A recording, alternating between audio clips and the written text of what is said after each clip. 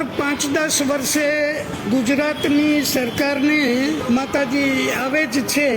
કારણ આ માથું મારું છે, એમાં એક નાનકડું મગજ છે અને હું નિર્ણય લઈ શકું છું મારો. એના માટે આઈ ડોન્ટ નીડ એની લો.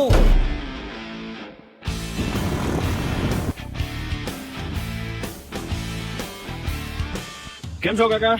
બસ આનંદ. આનંદમાં શું નામ છે આપનું? અશોકભાઈ પટેલ. બરોબર છે.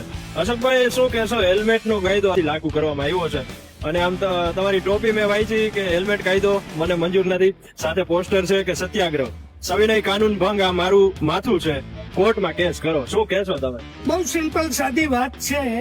મારું સરકારને કહેવું છે કે આ માથું મારું છે અને એમાં છાણ નથી ભર્યું અને એમાં એક નાનકડું મગજ પણ છે. મને એવા કોઈ કાયદાની જરૂર નથી. તો આમ ટૂંકમાં સરકારનું કેવું એવું છે કે હેલ્મેટ થી જીવ બચી જાય ને એવું બધું, એના વિશે શું કહેશો?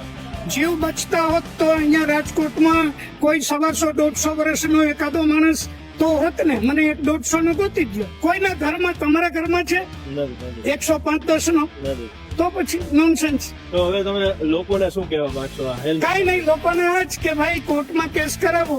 તમે ગુનો કર્યો છે, સ્વીકાર કરો. ઈ કે છે કોર્ટમાં કેસ કરો. જે અહીંયા 500 રૂપિયા ઉઘરાવવા માટે જે પોલીસ વાળા ઉભા છે, શું એની હારે ચર્ચા થઈ શકશે? તો ચર્ચા તો કોર્ટમાં જ થશે. આ તો વિશુદ્ધ હું તો કોર્ટ.